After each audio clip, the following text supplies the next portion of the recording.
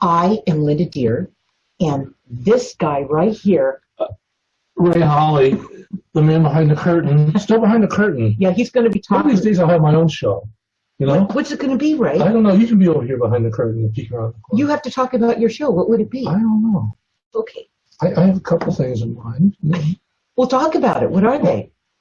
You know how these spirit guides, you taught me all about these spirit guides. And I made the connection. Yeah. It would be like a show for people who wonder why they're there. Who are all these spirit guides and why do they keep bothering me?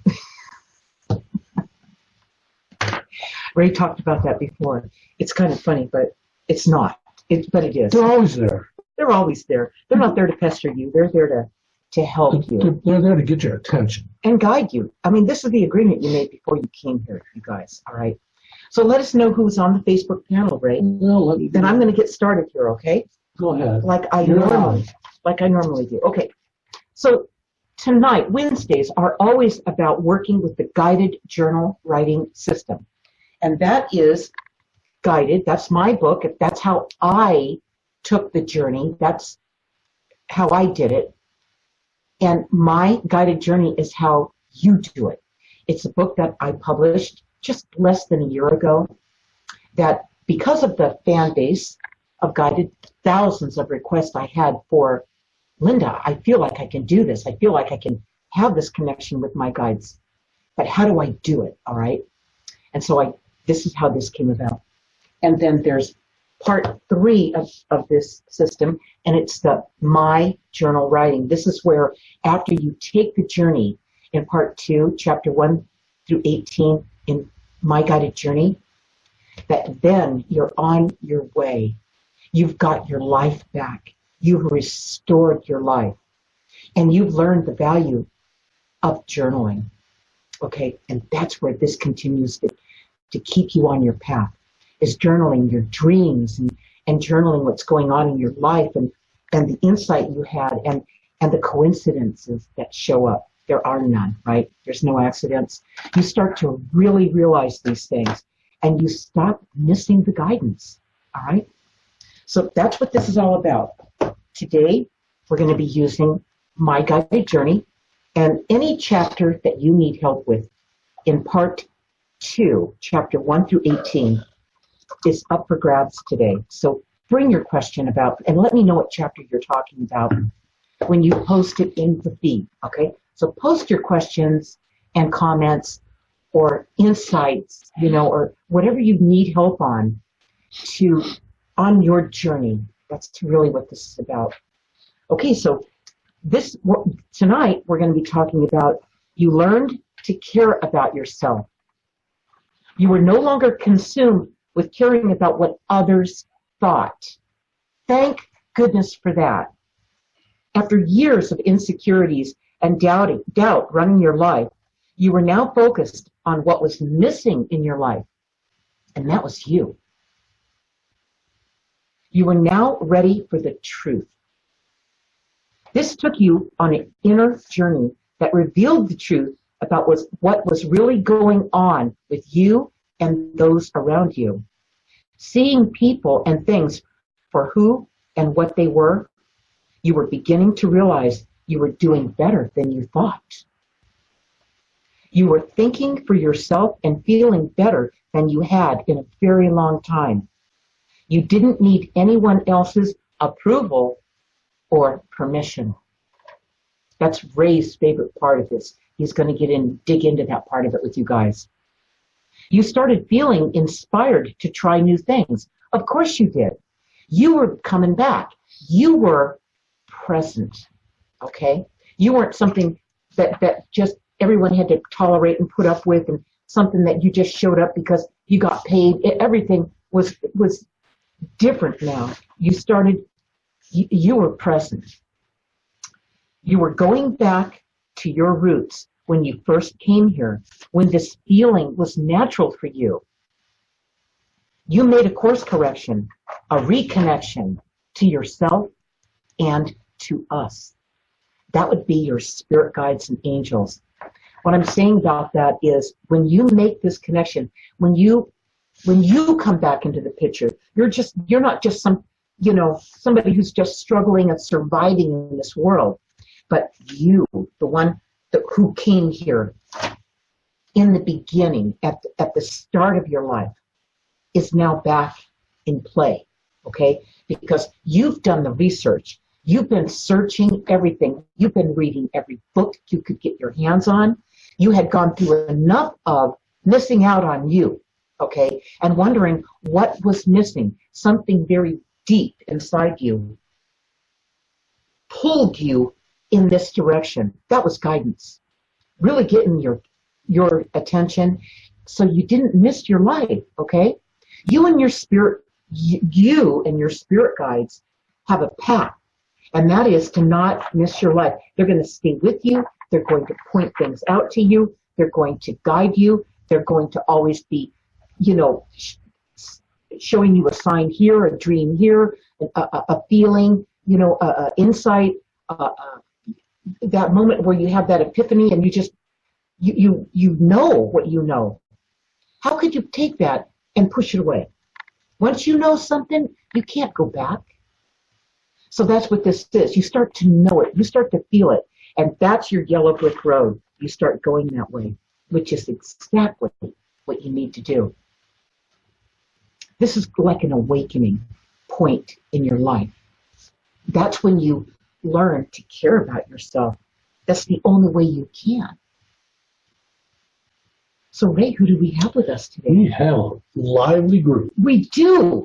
We have Veronica, Denise, Yes. Joy, Kimberly. And that's it, Veronica. Okay. I got them all. Now, I want to hear from you guys. I want you guys to feel, free to ask any question you need, not just about this chapter in My Guided Journey, part 2 of My Guided Journey, but any chapter you need help with, because it really does just all come back to one thing. You finding your way, you coming back into the picture, you finding your inner freedom to be who you are, okay, and live the life you intended. So feel free to do that. Now, Ray, what kind of questions do you have? Well, I have an observation first. Okay. Whoa, allergies. I know, we have Wow. allergies. Ooh. This whole thing, if you look back on your life, it's been a cycle of not needing permission, then to needing permission or asking for permission, and then not needing permission as you got older. Okay, go back when you're a baby. Babies don't need permission. You come in not needing permission. Right. You're taught to ask for permission. It's almost like a manner you're taught. You're taught manners as a child, and you need to ask permission to do that. And it does make sense. I mean, your parents are hopefully looking out for your best interests, right? But it gets carried away. Go ahead, Ray. Yeah. The first time you realize that, well, maybe I have to ask for permission from this point forward is the time that you did something and you said, they were told, don't do that anymore. Don't you ever do that again.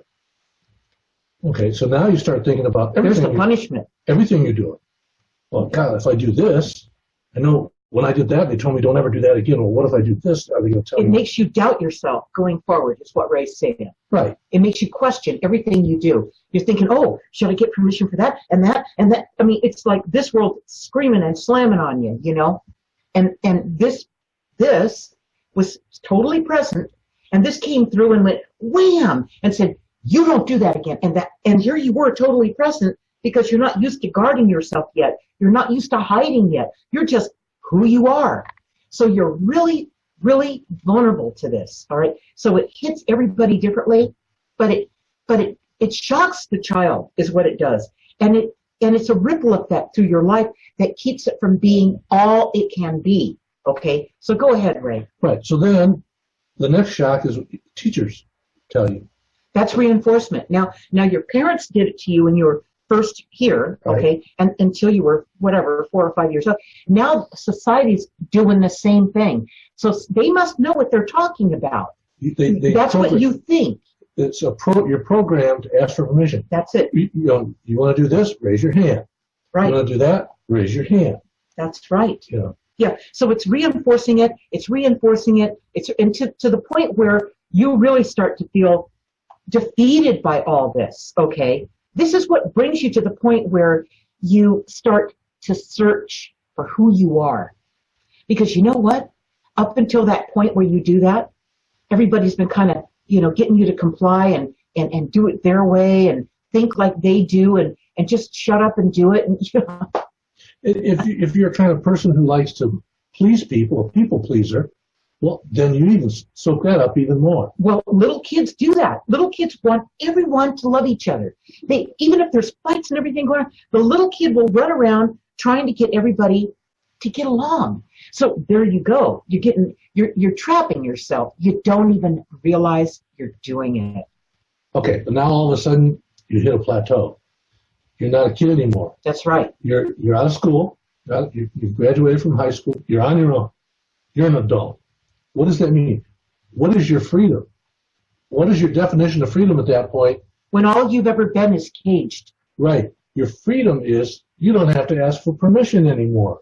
But you don't know how to think for yourself. You haven't learned to think for yourself because you've been trying to, guard yourself from this. And, am I going to upset this person? Am I going to get in trouble for that? If I don't do this, am I going to get a bad grade? You've been trying to dodge all these bullets, and you finally get out from underneath all that pressure, and you don't know how to handle it. That's true. Right. So that becomes your definition of freedom, not having just to be away from it, seek approval or ask for permission. But you still do it because it's your knee-jerk response. If that's all you've ever been, the pressure that's always been pushed on you to just comply, and behave and don't cause a problem and all this kind of stuff. Don't say the wrong thing, keep the secrets. And it just goes on and on, layer after layer. If that's what you've been doing, it's going to be pretty hard to be a self-starter, self-thinker, a free spirit that really has, no, I don't mean a free spirit that's just, wants to party all the time and just go crazy and completely out of control. That's what happens. That's usually what happens because you've never learned how to harness your own power. You were never trusted with it. All right? That's what the problem was. Because when you were little, most of the time you had to ask for permission to go outside and play. All right? Now you're older, you don't have to ask for permission to play, but you still want to play. You and that's just go out and do it. And so there's college, and when the kids go to college, you know how they lose it? They go crazy. They get drunk all the time. They're taking drugs. They party all the time. They're out of control. I missed that. So did I. I didn't miss anything. Maybe we'll go to college someday. So we'll go together. Someplace nice. Yeah. So anyway, this is just no wonder it's such a free for all in college. These kids they've been like this their whole life and they were never trusted with themselves. Okay, that's how this all starts to mushroom, you guys, in your life. So, well, and then somewhere along the line, you have to. It may cross your mind in college or right after college. Somewhere you have to balance what it is you want to do at the spur of the moment with being responsible in some way. It's like, all right, you get out of school or you're on your own and you love to do things. You love to go play golf on the weekends for 4 hours. Every Saturday you go play golf. Every Wednesday night you go play tennis. You go to the movies. You go this and that. But then you have a relationship. The relationship shows up. And that person, you feel, that person doesn't like to do all the things you do. So now you're back to asking what? Do I ask for permission?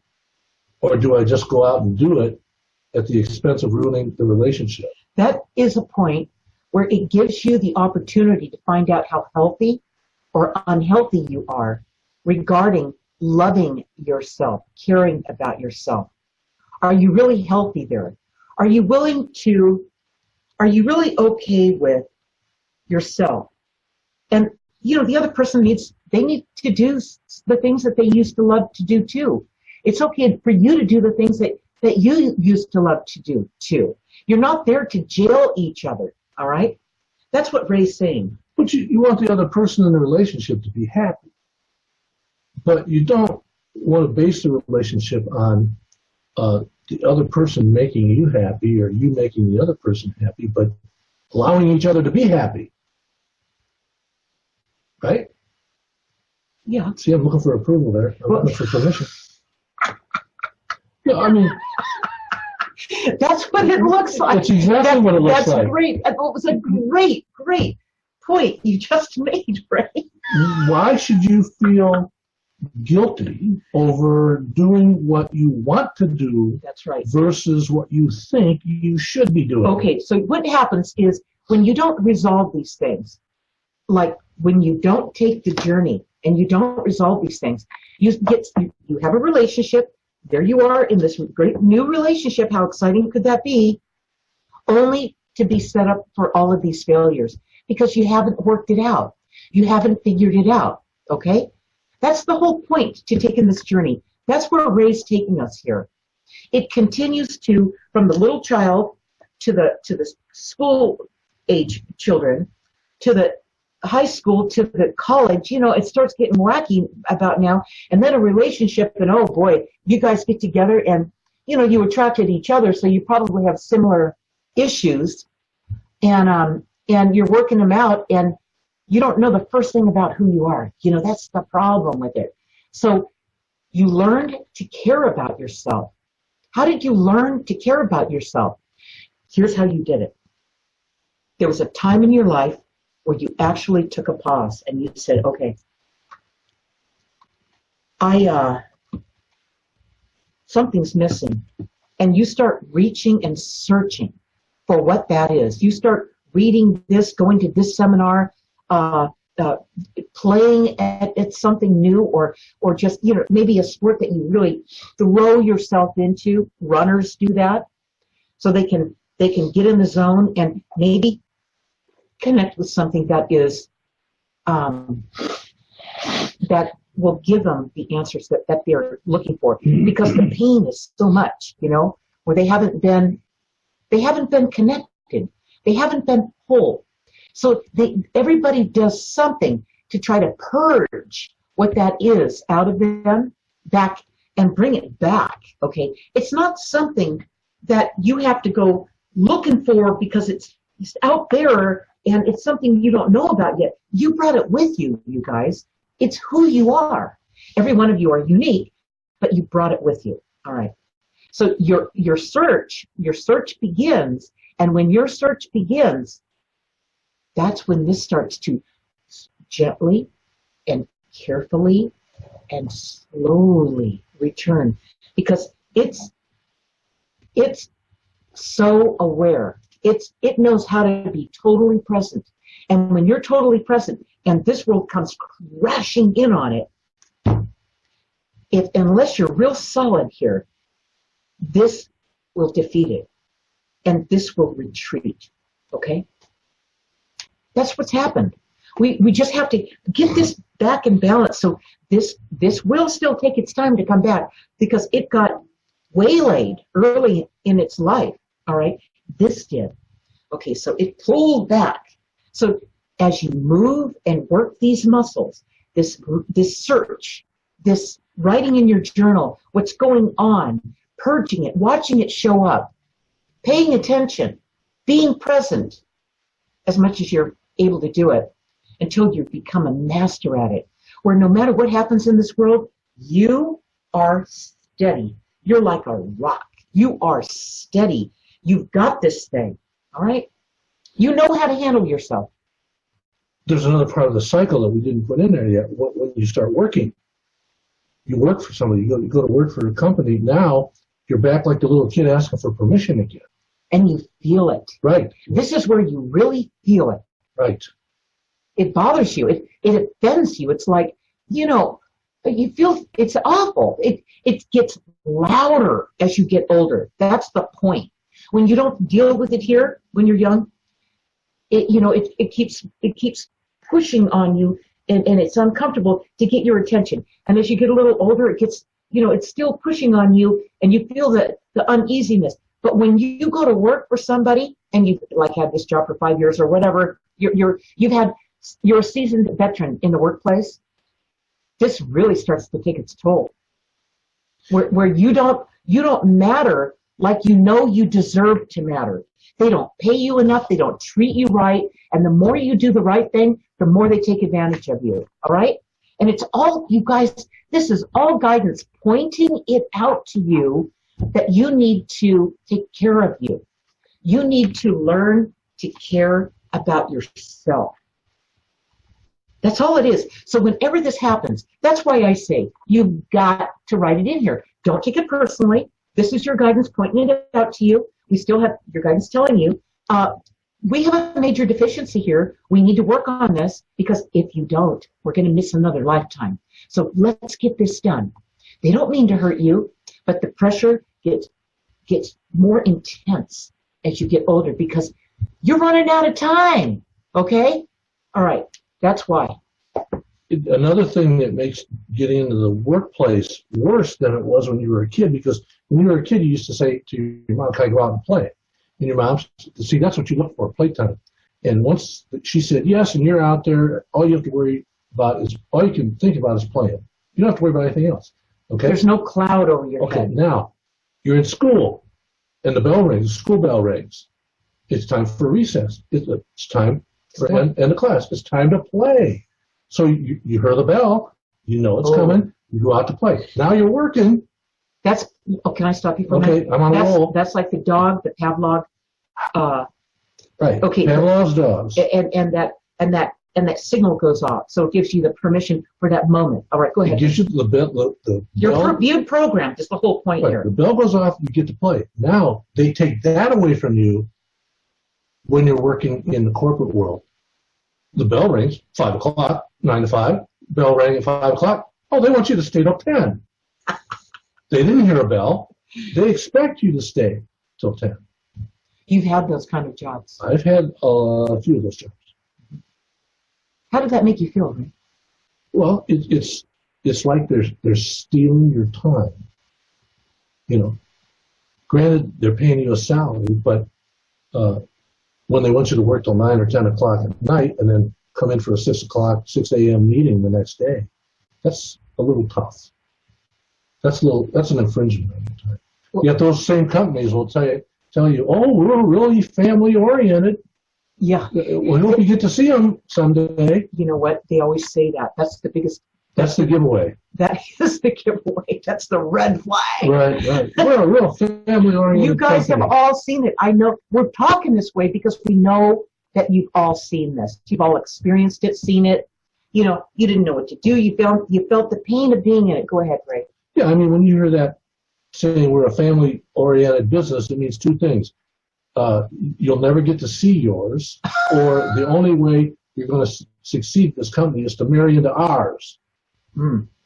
Yeah, just meld into it. Do we have any questions? Let's see. Let's see what we have from you guys. Katie Wallace, Larissa Nielsen. Hi, Nelson, Larissa, Katie. Great, you guys. Kimberly says, I'm working on Chapter 7. Okay. I'm not sure how to go about answering this question. I don't remember how it felt or if I even started to get shown things from the guides. What types of questions should I be asking my guides pertaining to Chapter 7? Okay, let me help you look into this a little bit, Kim, okay?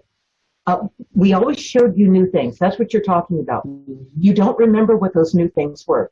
Okay, you know what? The answer is simpler than you think. You're making the answer, you're thinking the answer's hard. But the answer, remember, you were a child when this first started, when this first appeared in your life. So it was really easy to see. You just grew up since then, and you're overlooking it. It's so easy you're missing it. There was no separation between you and us. So that's why you're missing it. What you felt was going on in your life at that time, it felt like it came from you. That's why you don't see where it came from them. It felt like it came from you because there was no separation between you and them. So you're confusing what the things you did. You didn't recognize it as guidance when you were 7 years old or there was no separation between you and us when you were 5 years old. You just thought it was all you. So you need to define, you need to discern. Now that you're older and you know how to discern, you didn't know how to do that as a kid. It was such a natural feeling. It just felt like you were just, it came from you. It was all one. Of course, that's true.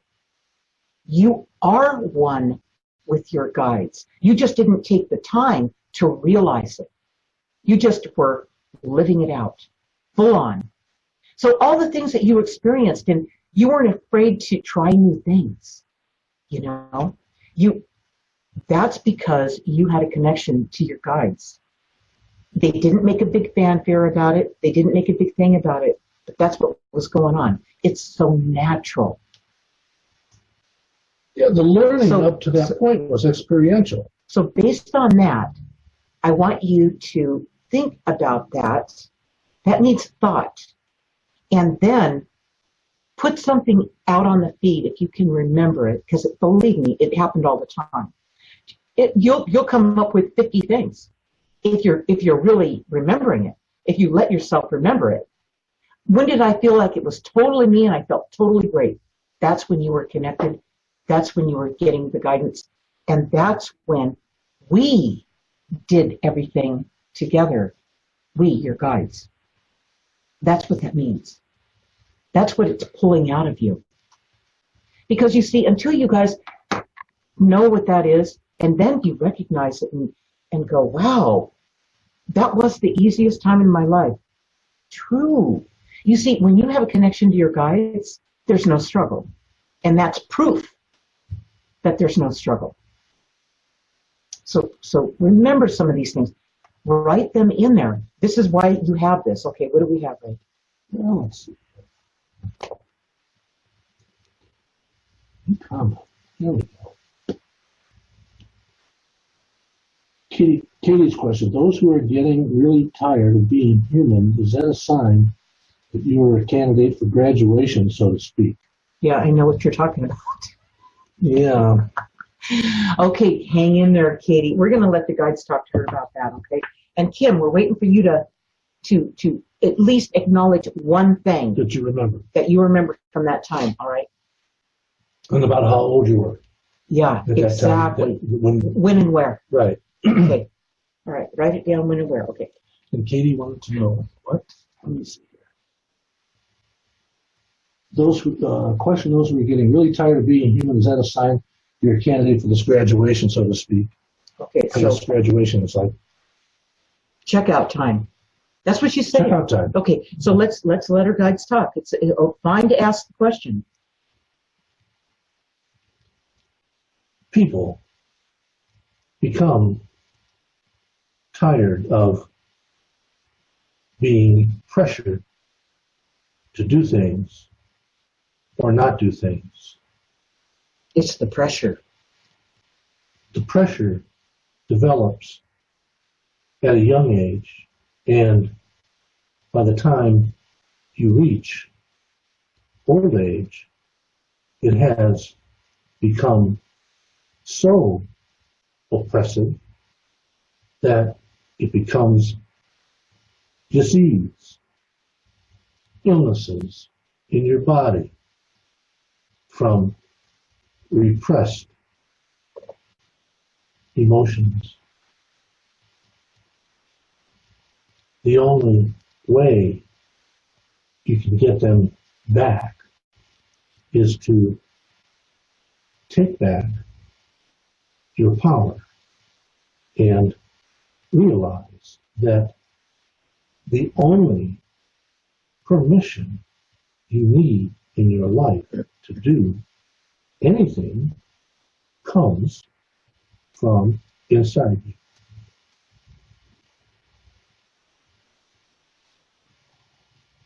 There's still things holding you back, Katie. Too many.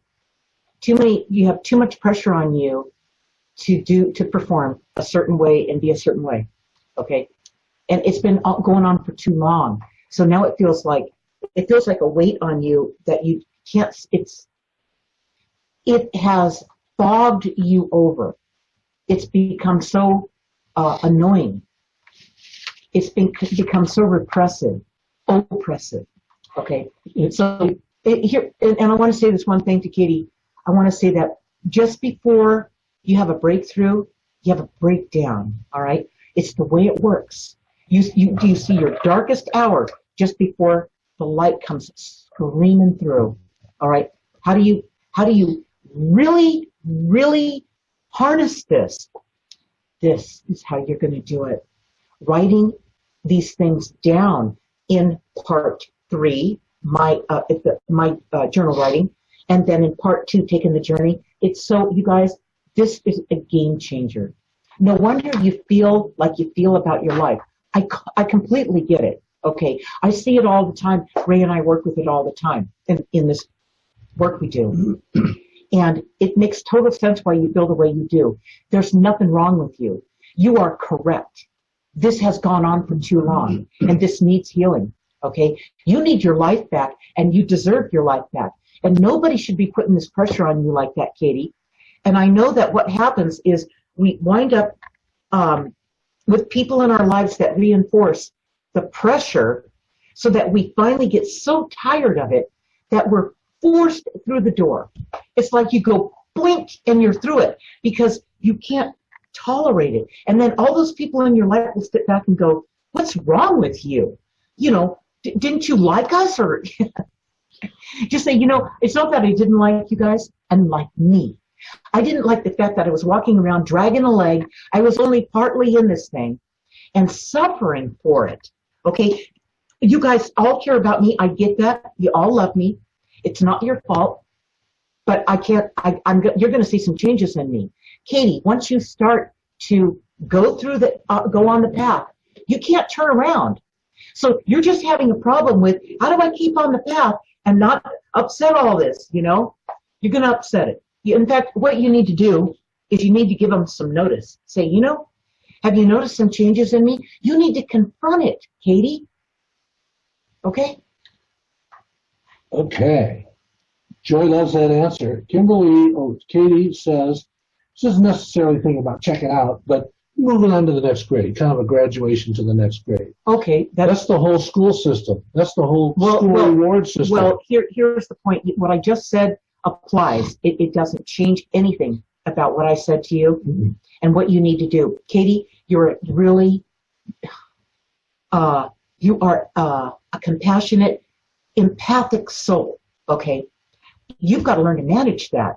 In this world, okay, I know that's not easy. I do, okay? But you've got to you see me laughing? I'm saying, have fun with this, Katie. Come out, and if you blow some people's minds and shock them a little bit, great. Do it. Okay, don't worry about that. You know what you're going to do? You're going to be the leader. You're going to give them the permission. Katie did it. Mikey did it. Okay. Mikey likes it. Yeah, maybe we'll like they're it. all waiting for a role model to step up and show them how to do this because they've been stuck too. Right. Okay. It's a ripple effect, you guys. And that whole grade thing, you move into the next grade. I mean, that's the goal. Do I have permission to go to the next grade? Did I get enough good grades to get to the next? Yeah. Well, look what happened to you. You had permission to go to the next grade. You had the good enough grades to go to the next grade. And what did your mother do? She held me back. Held you back on purpose. But she only did it. What's interesting, you guys? I mean, the truth. There's what appears to happen, and that was not fair. Okay, that type of thing. Mm-hmm. Of course, it's not fair. It's not fair. But when I went back and I looked at it, here's what's interesting. Just about it was a couple of months before my mom died. My uncle her brother went out to see her. He hadn't seen her in 59 years. 59 years since she ran away. And nobody knew whatever happened to her. They thought she died. Anyway, he went to see her, and she was talking to him about when she got held back. This is so interesting. She got held back. There's a video of her. My older brother was taking a video of this conversation she was having with her brother, her long-lost brother. And in the video, she said, remember when they held me back in school? I got chicken pox. and I missed too many days at school and they had to hold me back, and how upset I was, how humiliated I was. And he goes, yeah, I guess I kind of remember that. It was about the same grade that she held me back. Third grade. I was like her lab rat.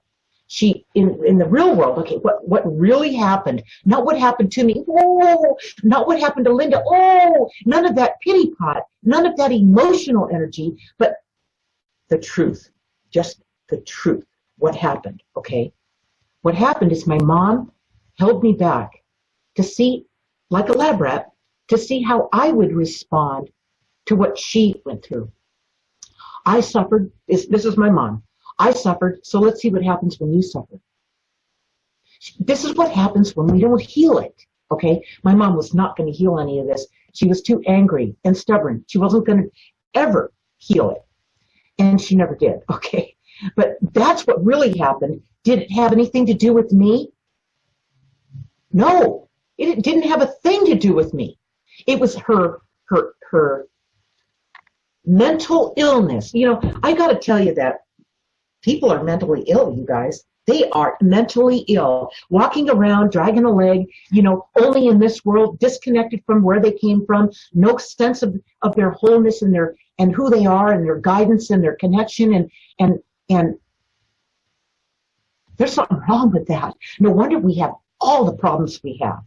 We've got to go back and we've got to find out what those things were. And they weren't our fault. It wasn't our burden. It wasn't our karma. It wasn't ours, okay? It was all the damage done to them. And there we came in as a new soul, a new person. And they were just waiting for us to show up, and there it goes. They never healed it. They never thought about it, the fact that it never needed healing. They just did the same thing their parents did and their parents did, and there you came in and you got the full Monty, you know? So this is what we have to stop. This is how if you guys really want to live a fulfilled life, I mean, like no lifetime you've ever lived, ever, okay, in this one, chapter 2 is how are you going to get your life back. That's how the journey is really going to start for you. That's how every morning when you get up, you're going to wake up and go, oh my God, you're going to get your journal out and you're going to start writing in there what just came through. Oh my God, what just came through? What just came through? And you're going to write it down, and then you're going to write down how that felt. And then you're going to write down what you realized. And then, God, you're going to know what to do. Okay? This is the key.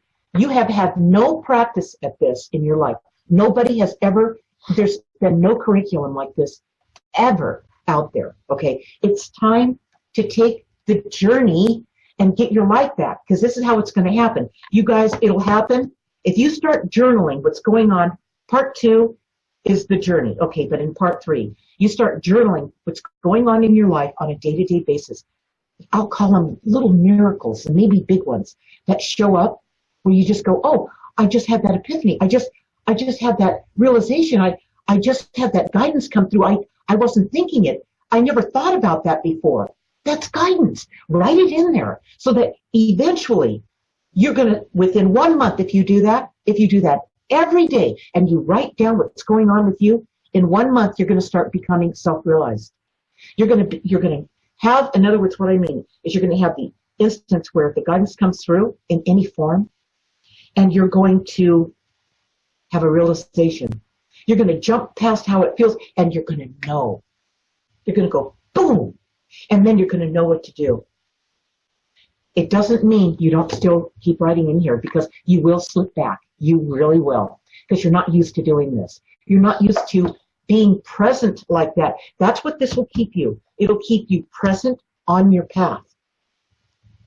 And it also gives you great information to go back and lean on and look at and review when you start losing your way again, because you will. And when you do, you'll get it right back. When you start doing your review, you'll go, okay. Mm-hmm. Mm-hmm.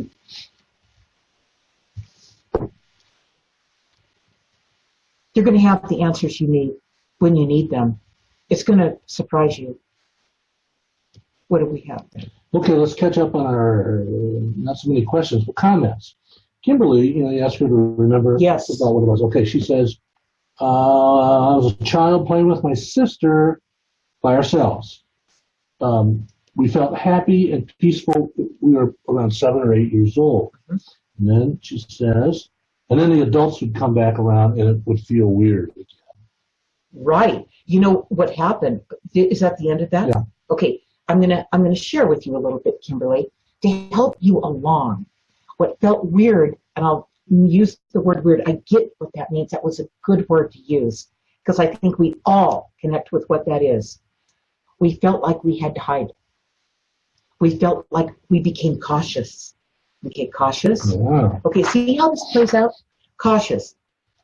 Now, we were in chapter 7 for a minute with you there, Kimberly. And let me just take a look at the chapters here. So we always showed you new things as chapter 7. So then, guess what the next chapter is? Chapter 8. You became cautious. See what I'm saying? It happened sequentially, just like these chapters play out. Okay? So when you become cautious now,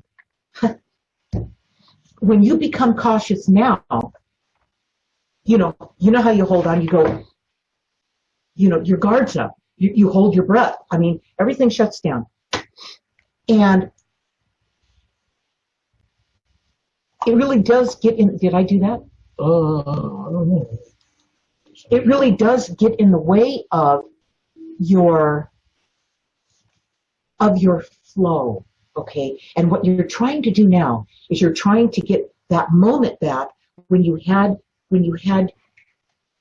were present and you were connected and you were in your bliss, okay? You were just being who you guys are, okay? You were being who you were.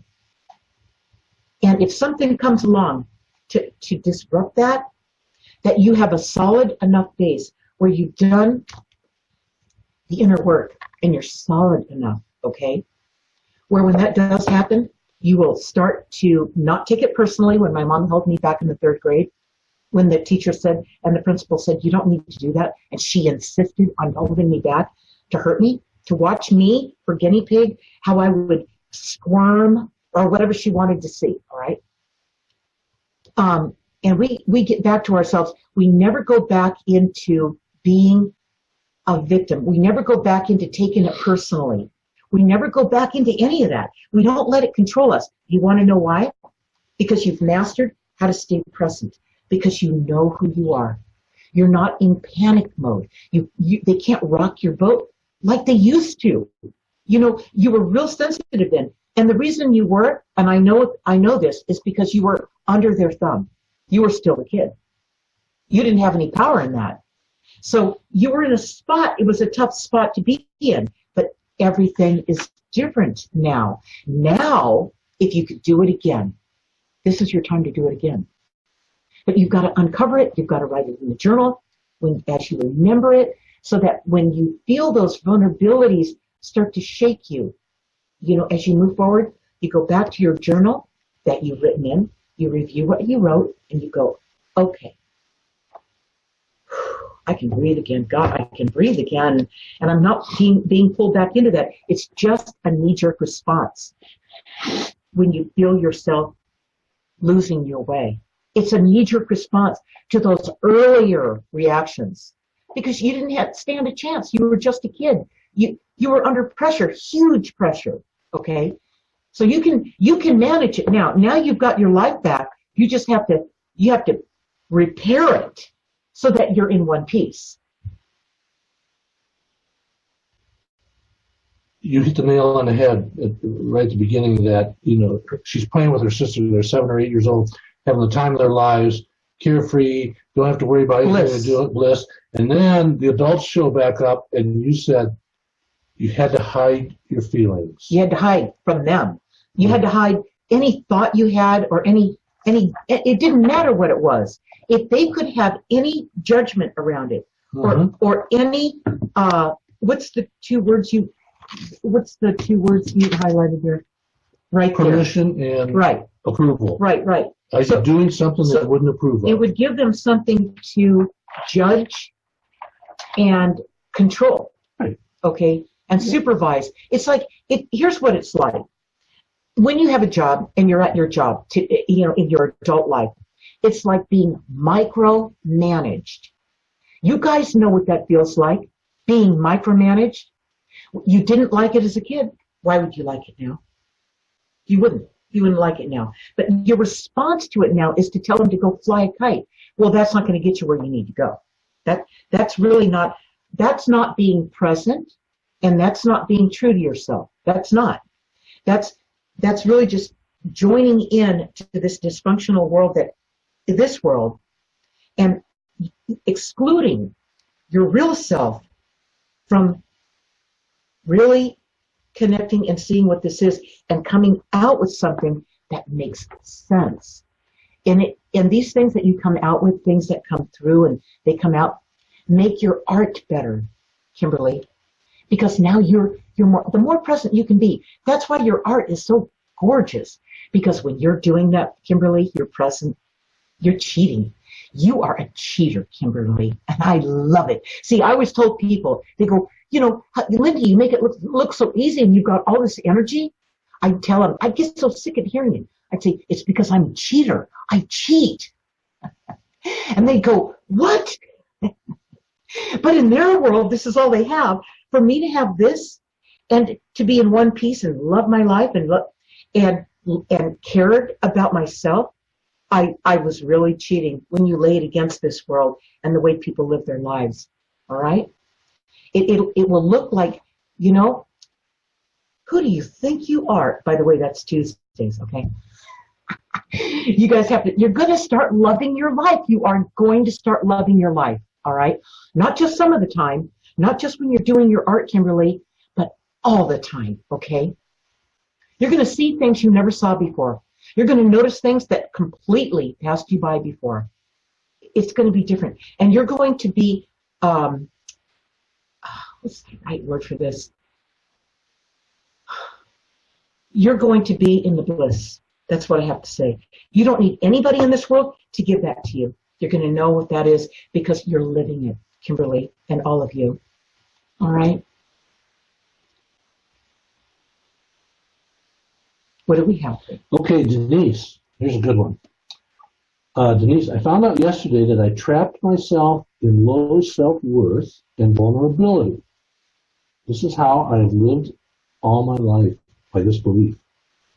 The issue is that she feels she can't do anything right by anyone else, no matter how hard she tries. Yeah. You know what's good about this? I can only tell you guys that I don't see the bad stuff in this. I only see the good stuff in this. You know the bad stuff is that you put up with it this long, okay? That you've been going through it for up until right today, until this moment. Till yesterday. And that you've been going through this, okay? That's the only bad part I feel for you, because I understand. That's been your struggle and your torment, all right? I feel bad for that. But what you're explaining and expressing right now, Denise, is it's at a crescendo. It's at a crescendo. It's ready to transmute itself. It's ready to be healed. You've had enough of this. Your guides, your soul is done. It's ready to move on. It's ready to connect. It's ready to be present. It's ready to be back in charge. Okay? That's what's been wrong. Other people have been in charge, not you.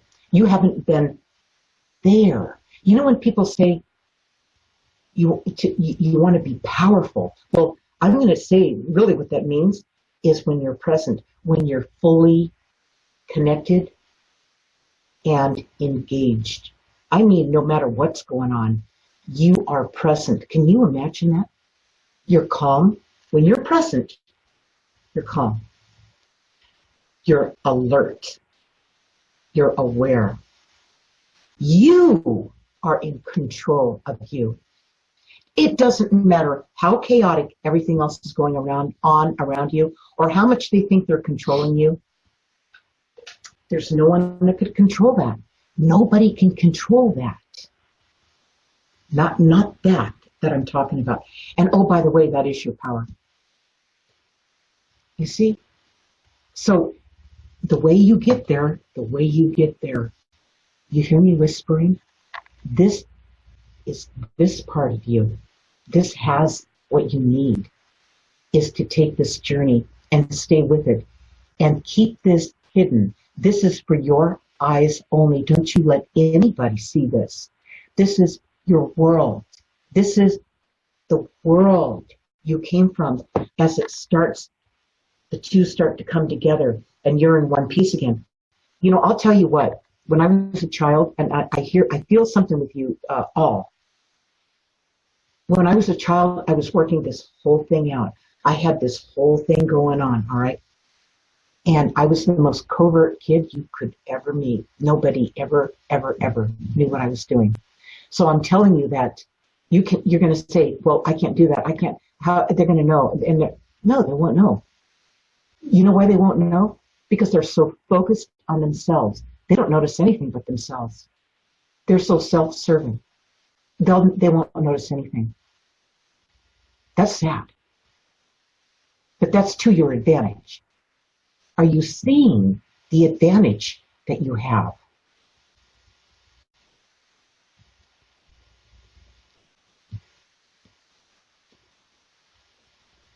Go ahead. Okay. Hannah agrees. She feels the same way. People want to drag you down to where they are. They want to drag everybody else down with them.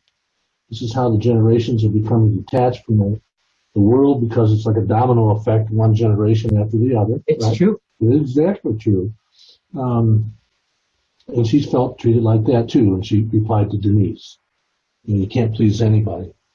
That's right. You're not supposed That's to. That's right, because you're not supposed to be trying to please everybody. Right. You're missing the guidance. Okay, this is all guidance, you guys. The pressure gets strong enough and strong enough. You get to the point where you can't stand it anymore. Okay, let me do this. I'm going to do this again. You sit back. You let them think they're all right. They've got all the answers. Let them do what they do. Observe. Observe. Part 3, write it down. Write down what you're observing. Learn to be an observer. That will teach you not to take it personally. Okay? That's huge. When you learn to do just that one thing, you'll have the ability to be present under all conditions. You'll become the calmest person they never thought you were. You got to calm down and cool down and detach from these characters and start to study what's going on. Because you see, what happened in all this is you got damaged in your early life from this nonsense.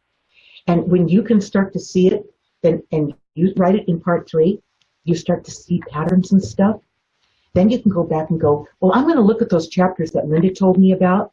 I'm just going to go to the table of contents page and look at the chapters that situation just described. This is not me. This is something I observed out there where this is all fouled up, okay? And I'm going to go back to the chapter about how I responded as a child that didn't know how to handle the situation while this was all going on. And then I'm going to be able to go to that chapter and start remembering what got in my way. Okay? Go ahead, Ray. Okay, Katie says, this might be too, she's asking you a personal question. Okay.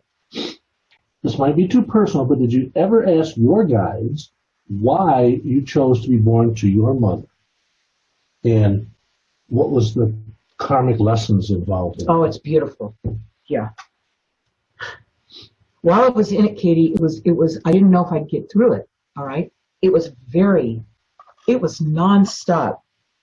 And I had eyes in the back of my head. I mean, I was like a stiff board all the time. trying to deflect all this, while I was in it, okay? And I had this connection to my guide, so I always had inside information. It was awesome, all right?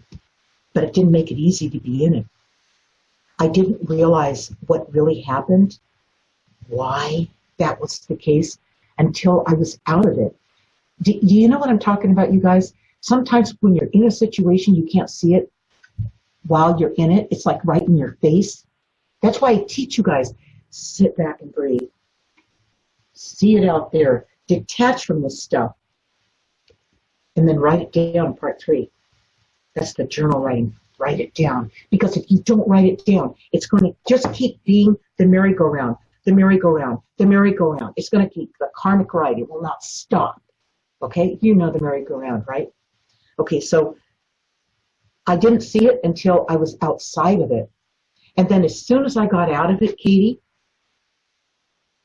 it was one thing after another. I could hardly stay up with it as it showed itself to me. And it was interesting because my guides wouldn't even let me see it until I was out of it. They just showed me how to handle myself, how to remain present under crazy circumstances. And in spite of that, I was the calmest kid you ever did lay eyes on. I was calm. People came to me for help. I was so calm and collected and patient and observant. And I didn't have these great big opinions about stuff. I didn't get invested in all that, all right? I learned everything I would need so that when I went out on my own, I didn't know I had all the tools I needed to become the success and all the successes I've had. I didn't even know it, Katie. So I took that situation that I almost didn't make it, but I stayed true to myself. In fact, you know how when things get really, really bad, how I remember doing this.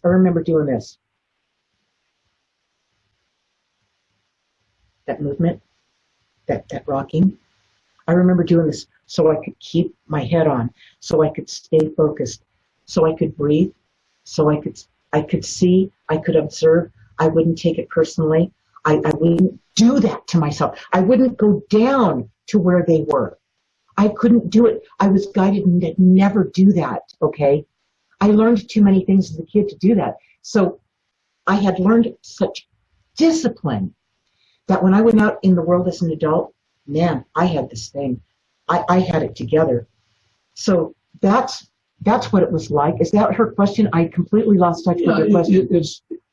People wonder that you go through all these karmic lessons. Why would you even choose, when you're planning your life before you get here, why would you choose a situation? It turns out that what I learned from the pressure my mom endlessly put on me, it made me into the person, the strength I had, and the wisdom I had. I must have come in with some of this, you guys, but the wisdom I was able to reach in and remember, okay? Reach in and utilize. Reach in and become more than I was. This is what this is. When you do that, what happens?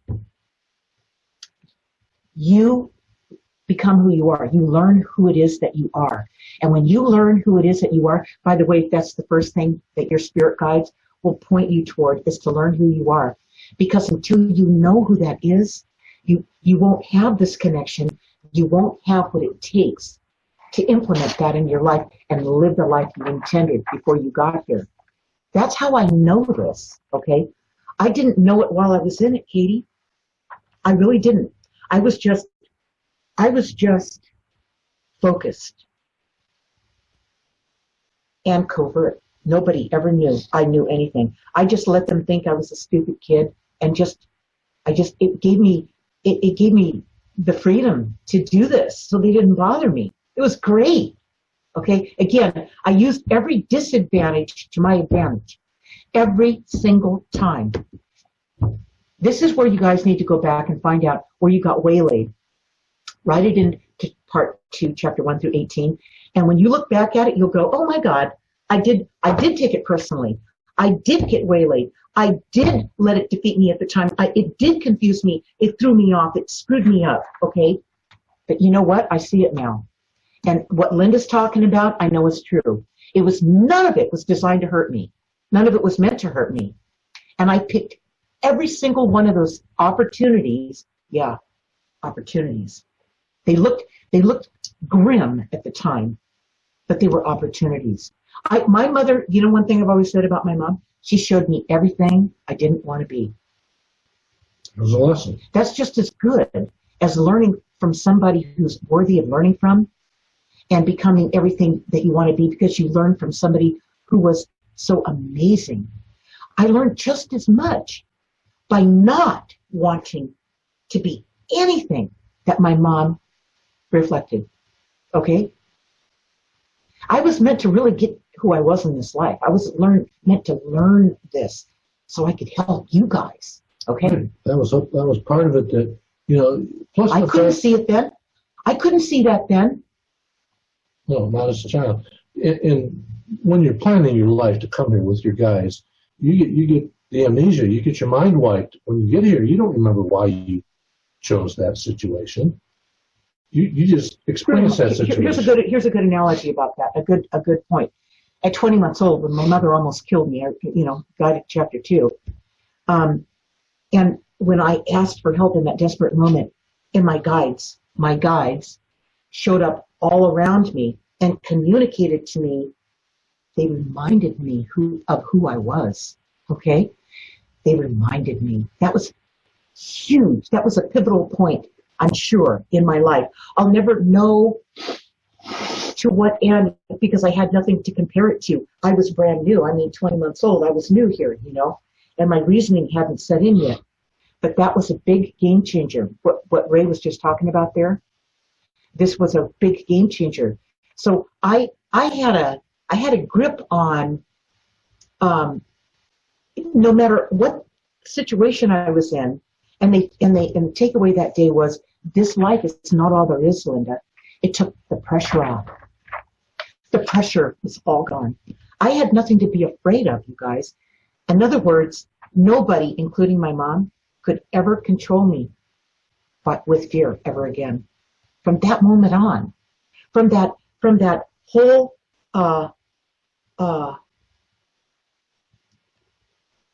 transfer of information that they sent to me telepathically that I just got, okay? It's like they wiped my amnesia so I could see it and feel it. It's more than seeing it. It's making the connection. That's why I keep telling you guys, take this journey, because this is more than just going back and seeing what happened in your life and now you can fix it. It's way more than that. It's then you've got you back.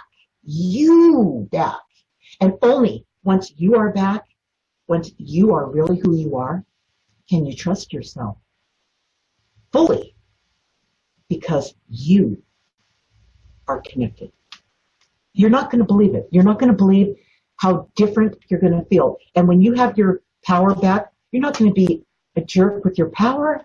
You're not. You suffered too much. There's no way you're going to ever act like they did. You're never going to perpetuate that in this world. You're never going to, with the gift you've been given, yourself back, and the connection as the byproduct of that, you're never going to abuse that, neglect that. You're never going to, you're going to be amazing. I just don't know how many times I have to say that to you guys. But you've got to go back and you've got to reclaim yourself. All right. Without being a victim, without emotional energy, you got to look at it like it happened to someone else, so you can get a handle on this. That's how I did it as a kid. I looked at all of them and all the stuff they were throwing my way like it was happening to someone else, because there was nothing for me to learn from what they were throwing at me that I could become more from. This is what I learned from my guides. If you can't use it, it doesn't make you more than you are, better than you are, then discard it. Go ahead, Ray. Okay, Denise says that was so true, self-centered, self-serving. I get you can't please everyone. Awesome. This session has helped me so much. Can't wait to get back to journaling. Okay, and Denise, okay, That's Denise. Okay, Denise, just for a minute on that one, okay, Ray? You just remember that everybody who's challenging you up, even if they don't know they're doing it, of course they don't know they're doing it. They're unconscious, okay?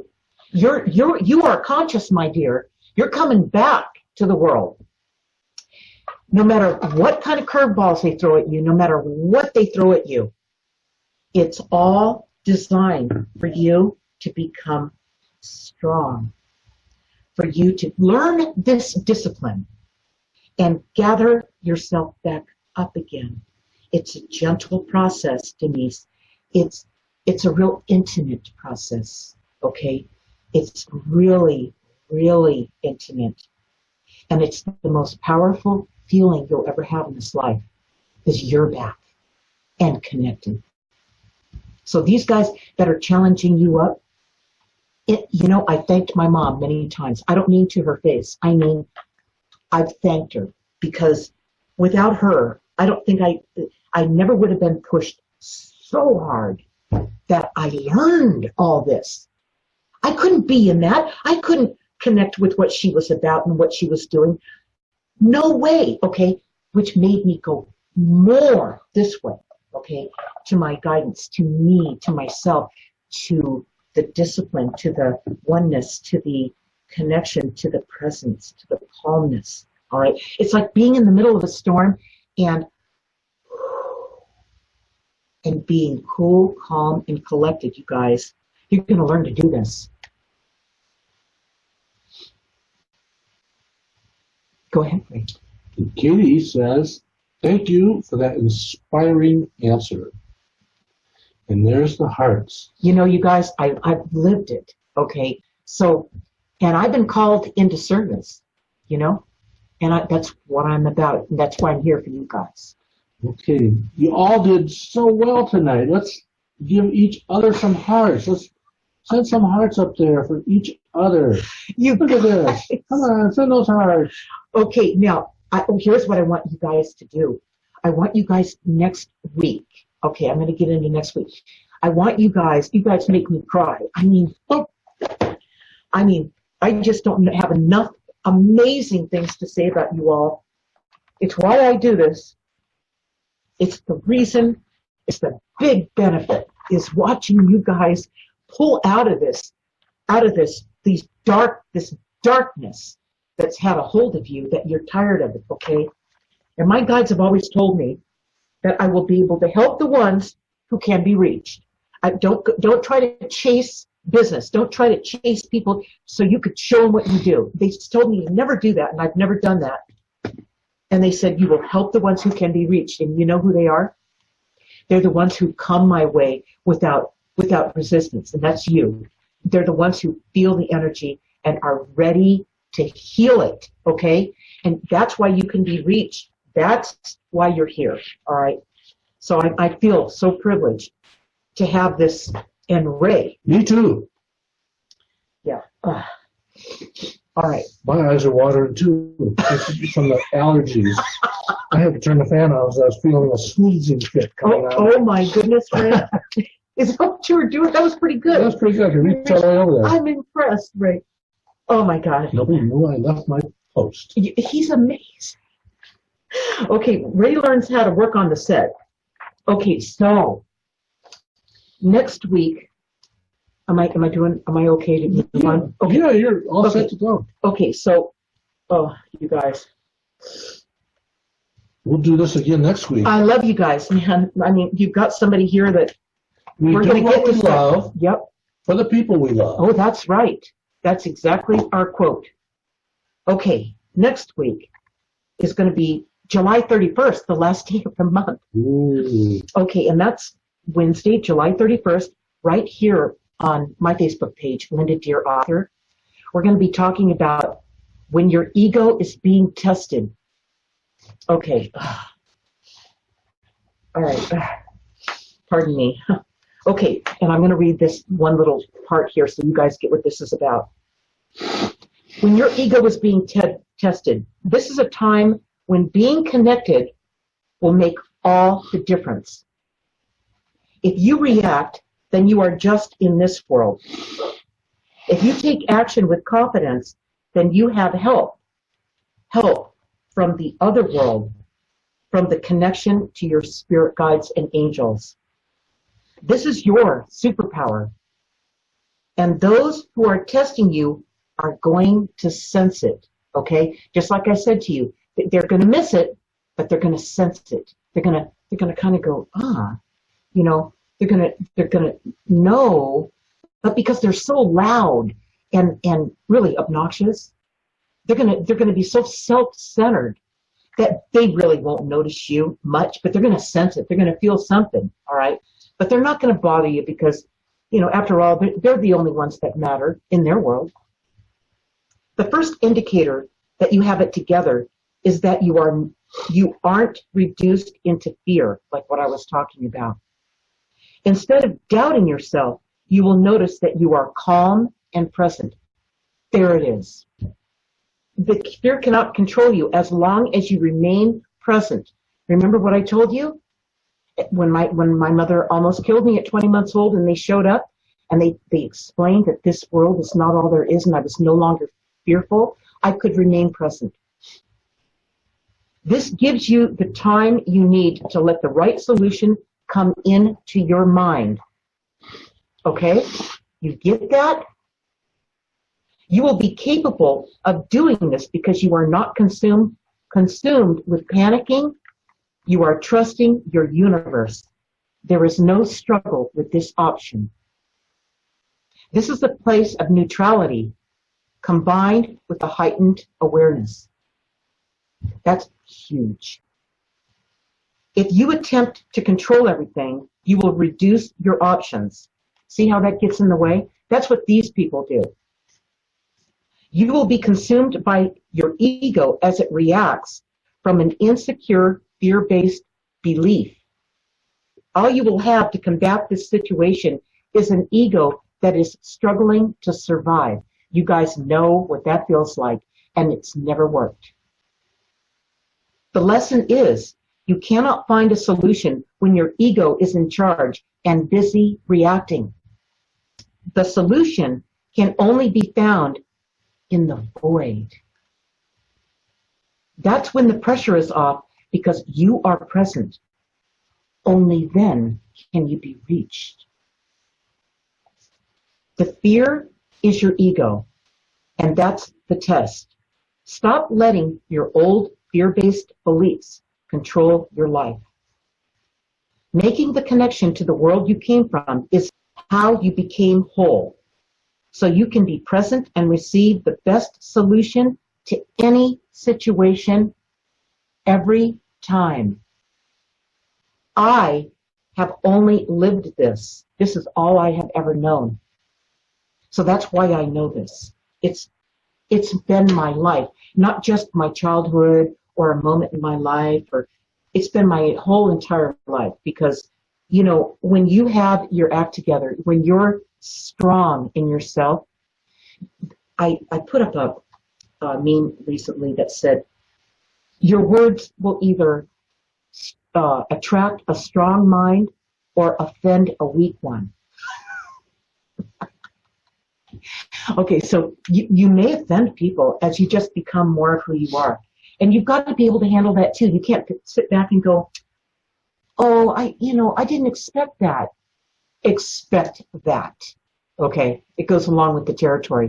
It still doesn't, that person is in your life for about 5 minutes, and then you move on, all right? So they have to live with that for 24/7, 365, not you. You just move on, and you're right back to who you are, okay? Enjoying the ride, living the life you intended. I mean, that's what this is about. But you will encounter people who take offense. My family, they still think I don't deserve anything I have. Can you imagine? That's how strong that programming from my mother was to destroy me. You know, in the book, it talks about when my mom said to me, I guess I was about 5 years old, 4 years old, she goes, I'm going to break your spirit, Linda, and there's nothing you're going to be able to do about it. I looked at her and I said, this is the one time I stepped up and said something. Okay, I always thought what I thought, knew, and stayed cool, stayed present, and had a cool head. This time I nailed her and I said, you'll have to kill me because you can never have my spirit. Never. At 4 or 5 years old, I got right in her face. She pushed me too far. Okay, so there's a point where sometimes they just need to be put on notice, you know.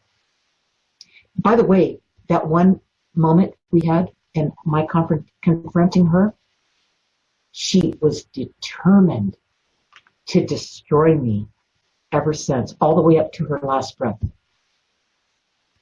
She never stopped. Now the whole family is they're still controlled by that message that she had to get me and destroy me. Still. So there's people you're going to have to, I walked away from them 30 years ago, but I left the situation at 16. So I'm just telling you, you're not going to be able to please, if you're a people pleaser, get over it. Okay? That's not going to work. When you take yourself back, when you become whole and in one piece, you become selective. All right? It's your show now. It's not their show pushing this stuff onto you. It's your show. You're in charge. And it's your life. And you're going to live that life you came here to live. Okay? So do we have anything else, Frank? No. Wow. Thank you. And we're going to close this session with the Spirit Guides closing message to you guys are awesome. Okay? How can the Spirit Guides do any better than that? Oh my God, you guys are getting this. So this is about you learned to care about yourself. And that's what you guys are getting in here where they go. The opposite of asking for permission is living by your own terms. Permission always comes from within. Never be afraid of your feelings, your real feelings. Your truth. Right. The only opinions and approval you need is your own.